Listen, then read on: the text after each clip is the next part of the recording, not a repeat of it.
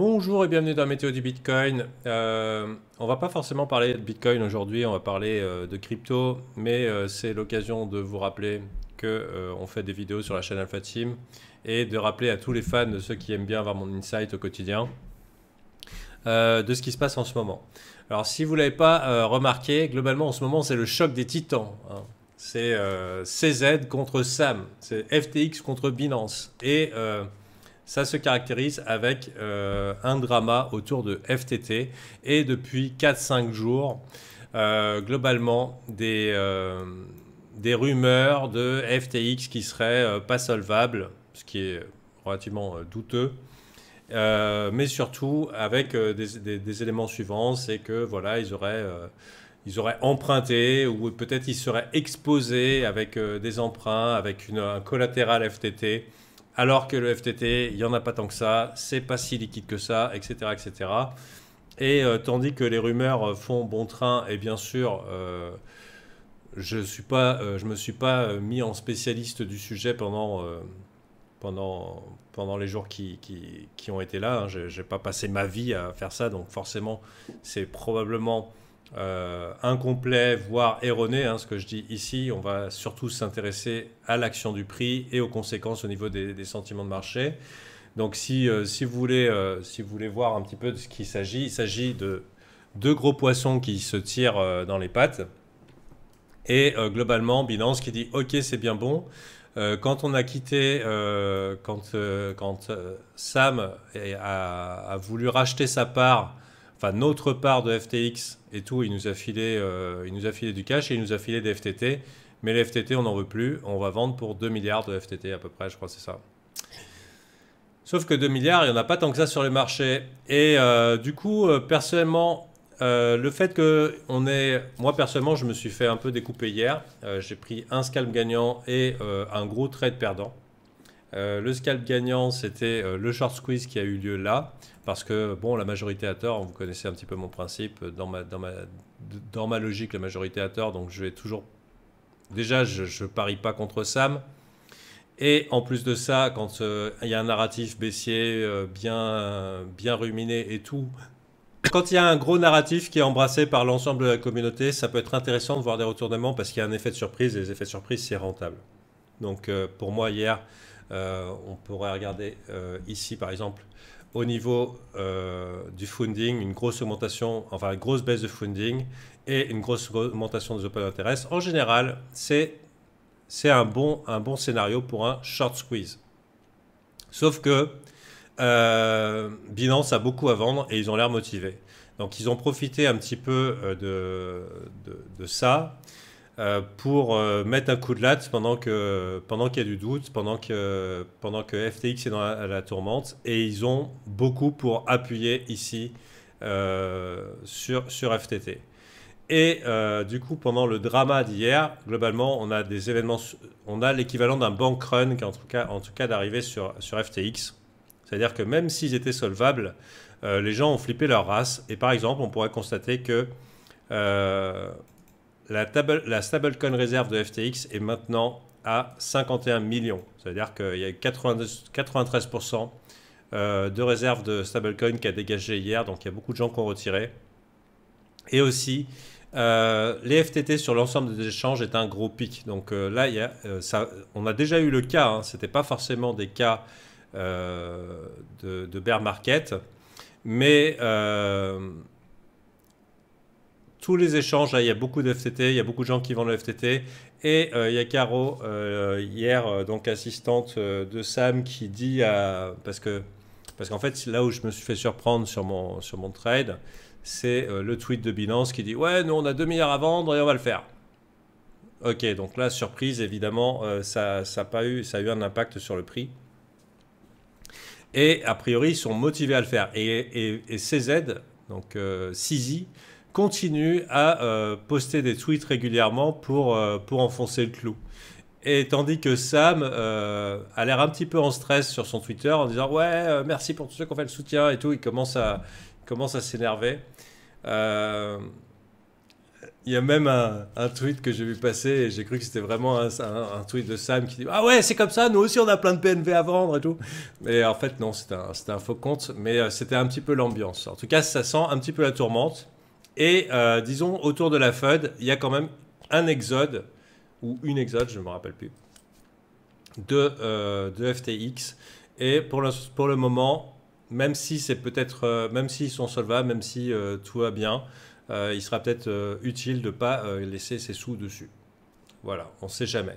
Maintenant, Caroline dit, ouais, alors comme ça, tu veux vendre 2 milliards, nous on te les achète tous à 22. Ok, donc là on est à 22. Donc moi, ma première impression quand on a eu cet événement, ça m'a rappelé Solana. Hein. C'était un play très populaire. Oui, le short du siècle, Solana, il va y avoir un unlock et tout.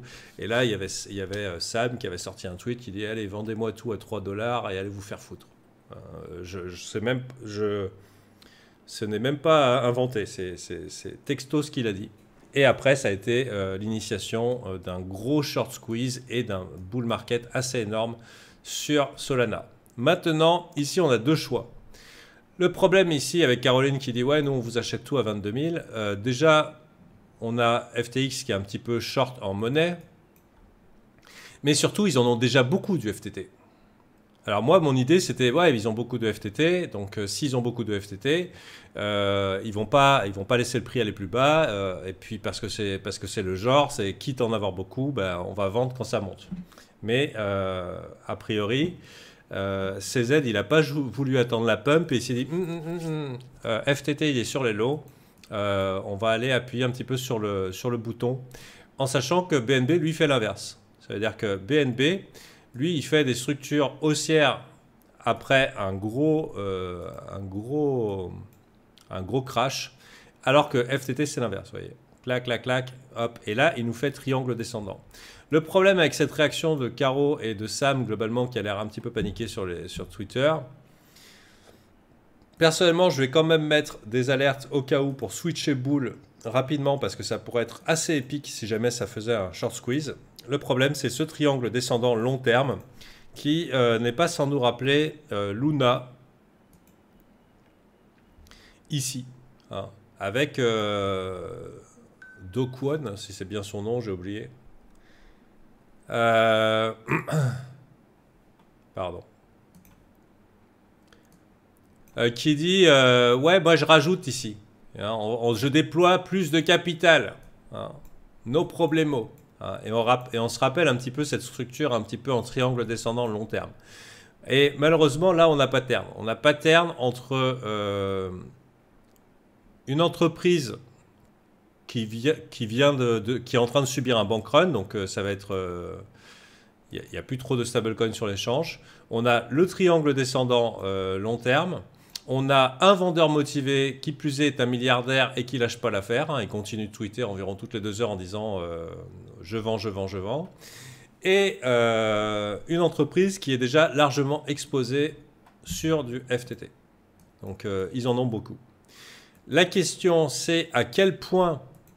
Moi, la question là ici que je pose, c'est bon, déjà le graphe il est assez dégueulasse. Ça serait intéressant de voir si Caro elle est capable de tenir les 22 comme elle a dit. Hein. Attendez, je lis vos réactions au fur et à mesure parce qu'elles doivent être pertinentes. Binance a 23 millions de FTX tokens, c'est 529 millions au prix courant. Pas 2 milliards, ok. Merci. Donc, n'empêche que c'est un asset qui est assez liquide hein, pour avoir l'habitude de trade FTT, parce que c'est un coin que j'aime bien. C'est souvent qu'on a des méga mèches. Pourquoi? Parce qu'il est assez illiquide. C'est assez difficile de penser que comment ça s'appelle? Qu'il y en a pour 529 millions à vendre là comme ça direct sur un support.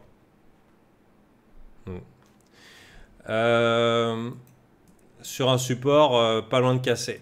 Autre chose, on est lundi et normalement va commencer le TWAP, le TWAP du lundi. C'est-à-dire que normalement FTX automatiquement a programmé un achat automatique en TWAP de FTT le lundi. Donc là aussi, on va être assez fixé dans la journée de voir si ça a un impact sur le prix ou pas. Et pour l'instant, non. Hein, pour l'instant, ça pue la merde. Donc, le problème dans cette histoire, c'est à quel point FTT doit défendre le prix. Pourquoi ils n'achètent pas tout simplement à 10 balles ou à 15 balles? Pourquoi Sam, il dit pas, ok, vas-y, je te rachète tout à 8 balles, connard, hein. Et puis après, il fait sa pump.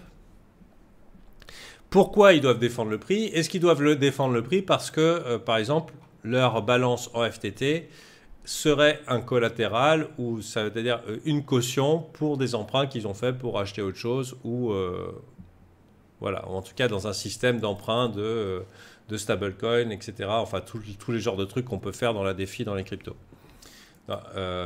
Donc voilà. Et donc pourquoi défendre le prix et pas dire ok, je te rachète tout pour rien du tout, connard. Et s'ils doivent défendre le prix, du coup, parce qu'a priori ils ont l'air motivés pour le défendre, hein, qu'est-ce qu'ils sont prêts à faire pour défendre ce prix? Qu'est-ce qu'ils vont devoir vendre pour défendre ce prix?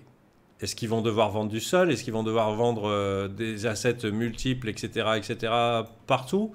De l'ETH, du BTC, j'en sais rien. Et du coup, ça nous met un petit peu à mal dans ce rallye de novembre crypto, qui était un petit peu le thème de la vidéo de week-end, c'est on buy le dip.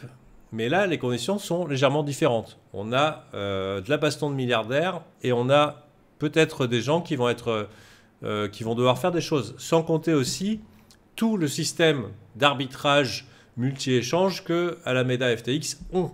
C'est-à-dire qu'ils sont exposés sur plein de trucs et ils font ça sur tous les coins. Si jamais ils débranchent leur machine pour une raison ou pour une autre, les comportements des marchés, on n'a aucune idée de ce que ça doit faire en fait, ou de ce que ça peut faire. Donc là, on est dans des conditions assez spéciales et disons incertaines. Bien sûr, bon, on peut choisir de dire de s'en foutre, non, mais la structure de marché est haussière, pas de problème, on y va.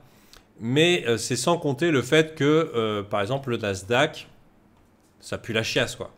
C'est-à-dire que moi, personnellement, j'envisageais du bull, mais en sachant pertinemment que le Nasdaq est à 2 pichenettes de ses lots ici. Il a rien du tout, quoi. Et que par l'effet de corrélation, on aurait pu être tracté vers le bas, mais sur des structures long terme altcoin qui du coup font des plus hauts sommets, plus hauts creux, dès que ça se calme. Mais là, il n'y a plus rien qui calme. Il y a un petit coup de pied dans la fourmilière. Donc personnellement, ça m'encourage dans le fait que déjà je ne hold rien dans ces conditions. Ça va rester du court terme, éventuellement du buy the dip, mais en sachant que on vit peut-être un événement majeur, façon Luna, un gros drama, FTT 2.0 par exemple. Ça me fait chier d'embrasser le narratif commun. Je préférerais le short squeeze qui fait mal, mais voilà, on a quelqu'un de motivé qui a 23 millions de coins à vendre.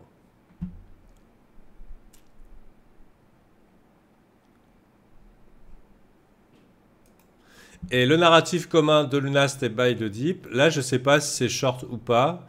Toujours est-il que c'est un graphique qui, en général, ça, c'est moche. Aussi, le push au niveau des open interest, on l'avait eu sur Luna avant le crash aussi. Donc, la question, c'est quel est votre milliardaire préféré entre Sam et CZ, et surtout qui est le plus susceptible de gagner. Voilà, c'est pour vous mettre un petit peu quelle est ma conclusion dans cette histoire. C'est déjà de calmer un peu mes tits, hein, calm your tits, sur les cryptos, parce que la corrélation indice n'aide pas, et maintenant du coup il y a un petit peu de...